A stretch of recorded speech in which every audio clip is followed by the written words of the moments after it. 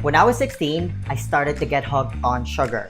It got so bad, the only way to break it was to completely quit for 30 days. I needed an intervention. After 30 days, it completely transformed my body. I lost 15 pounds. Life would never be the same. I'll give you the full story and how I was able to do it, but first, let me give you some context that's really important to understand all of this. When I was growing up as a kid in the Philippines, my family didn't have a lot of money. If you've ever been to a third world country, you'll know that fast food is usually only reserved for the middle class and above. Low-income households can't really afford it. So growing up, fast food for me was only reserved for special occasions. So I was always excited for my birthday because I knew we were gonna celebrate at a fast food restaurant. Now, because of my parents' hard work, my family was able to immigrate to Canada when I was 16. And my very first job was at Subway. I was a sandwich artist. I thought it was the greatest thing because I'm finally working at a place that I would only have the privilege to eat only a handful of times a year when I was growing up. I made minimum wage, but I didn't really care because one of the perks of the job was we got unlimited drinks from the pop fountain machine. We also got a free meal for every shift we worked. Being a deprived kid growing up, it was the dream. You can bet that I tried everything on the menu. Then I would polish it off with my personal favorite, a white chocolate chip macadamia nut cookie. I'd usually have 3 for every meal. I'd also try a different pop flavor for every shift. One day it was root beer, the next it was iced tea, the day after it was Fruitopia. I mean, that's gotta be healthy. It's got the word fruit in it. So I drank it like it's water. Sometimes I would even mix pop flavors because why not? I felt like a chemist and the possibilities were endless. Then at the end of every shift, I'd fill a to-go cup the size of my head full of iced tea and grab a cookie as a snack for my bus ride home. Rinse and repeat, and I carried that sugar habit for years, even after I'd stopped working for Subway. As a result, I was chronically tired, I would get hangry in between meals, and I had a hard time focusing. Every year, I was a few pounds heavier. I started to develop a dad bod. The problem is, I wasn't a dad. My clothes were also starting to fit tighter. My normal t-shirts were now becoming slim fit. One time, when I was on vacation in Hawaii on a scorching hot day, my shirt was drenched in sweat. It looked like I just won a wet t-shirt contest. It wasn't pretty, so I begrudgingly decided to take it off. My girlfriend, who was on the trip with me, wanted a souvenir picture, but I didn't have time to put my gross and sweaty shirt back on. So she just snapped the picture right there and then.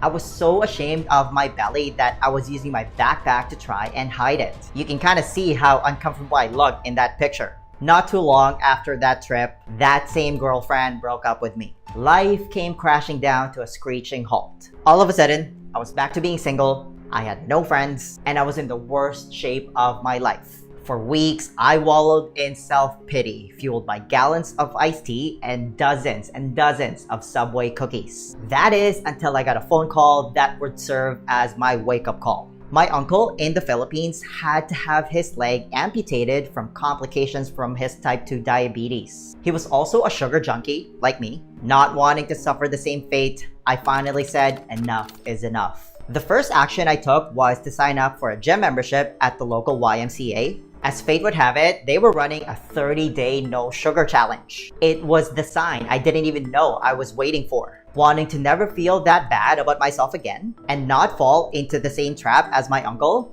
I went all in. I thought to myself, what's the worst thing that could happen if I stopped eating sugar for 30 days? Deep inside, I knew it wasn't good for me. I just couldn't stop. They also gave a free gym bag and a free water bottle to whoever can finish the challenge. So why not try it? Now, let's talk about some basic human physiology for everything else to make sense. The human body only contains 4 grams of sugar in the blood, not even a teaspoon, and it runs a pretty tight shift to maintain that number, mainly through the storing hormone insulin. Because too much sugar in the blood, or hyperglycemia, is toxic, not enough blood sugar, or hypoglycemia, and you risk passing out.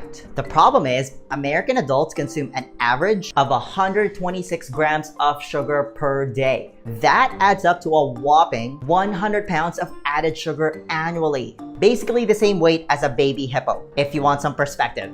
The sugar numbers are even worse for children. In a lot of Western cultures, people literally feed their kids pure sugar first thing in the morning in the form of breakfast cereal, which should really be called breakfast candy. Now you might be wondering, where is all this sugar coming from? Beverages are the leading category source of added sugars in the form of 47% of all added sugars. Things like soft drinks, fruit drinks, sport or energy drinks, as well as designer coffees like crappy frappies. I used to live off of green tea frappuccinos from Starbucks. The next major source are baked goods like donuts and cookies. I was guilty of drinking and eating all those things every day. So the results when I stopped eating and drinking sugar for 30 days were shocking. The first few days were hard, like really hard. I felt like I was going through withdrawals. I mean, that was to be expected based on my research. I was going against years of bad eating habits. But after the first 3 days, things were looking up. Slowly but surely, I was starting to lose my appetite for sugar. My insatiable cravings for it was starting to go away. I started to feel less hungry. For the first time in years, sugar didn't have a hard grip on my life anymore. I didn't have the constant blood sugar swings, which then caused me to crash multiple times a day. I'm almost certain I developed insulin resistance from the excessive refined foods and processed sugar I'd been eating for years. I never officially got my blood tested before the 30-day no sugar challenge, but I would have bet a lot of money that I was bordering on being pre-diabetic. I mean, I had all the signs. I had increased thirst, frequent urination, increased hunger, fatigue, numbness or tingling in the feet or hands. I had all of them. It's important to mention that because in the US, more than 1 in 3 adults or 96 million people have prediabetes. Of those with prediabetes, 80% don't even know they have it. Type 2 diabetes opens up Pandora's box to all sorts of health problems like heart disease, chronic kidney disease, nerve damage, and other problems with feet, oral health, vision, hearing, and mental health. It got so bad for my uncle that he had to have his leg amputated. After just a few days of not consuming sugar, my blood sugar and insulin was finally starting to normalize. They had been chronically high for years from consuming sugar all day. And when insulin is high, it locks away fat stores. And because it was finally able to come down to baseline, it finally allowed my body to access my fat stores to be burned for energy. My mood started to change. I was just happier. I had less tendency to feel depressed and anxious. My skin started to look much better. My acne started to go away. People started telling me that my skin was glowing. I also had less joint pain. Before I stopped eating sugar, I had all these nagging aches and pain all over my body. I always thought that it can't be normal to feel that crappy all the time. It was because of all the refined sugar I was eating and drinking that was poisoning my body. I started to have better mental clarity and focus. I was less ADD. I was able to get work done faster. When I was addicted to sugar, I always had brain fog. Again, this all goes back to having stable blood sugar. Because I was slowly becoming metabolically flexible again, my body was able to start generating ketones through the burning of my fat stores, which can now be used as an alternative fuel for my brain and body. Because the human body is actually kind of like a hybrid car. It can either run on glucose, aka sugar, or it can run on ketones from burning fat. So slowly but surely, I was starting to have more energy. My body literally felt like it was coming alive again. I felt less fatigue after every meal. When I used to have a can of iced tea for every meal, I always felt tired afterwards. I felt like I needed a nap. After 30 days of no sugar, my desire to snack in between meals was finally gone. It was as if my appetite hormones were recalibrated. My taste buds also started to change. Food started to taste differently. I started to develop a brand new appreciation for food. Real food tasted amazing again. I was starting to taste flavor I hadn't tasted before I got hooked on sugar. And the first time I had sugar again after the 30-day challenge, it felt like a sugar punch in the face. It was too sweet. I actually felt a little nauseous afterwards. All of a sudden, iced tea and Subway cookies weren't really enjoyable anymore. I was finally able to break my destructive habit after 30 days. And probably the most shocking benefit was fat loss. I dropped 10 pounds in the first 30 days, but after 8 weeks, I was down 15 pounds, which was 11% of my body weight at that time.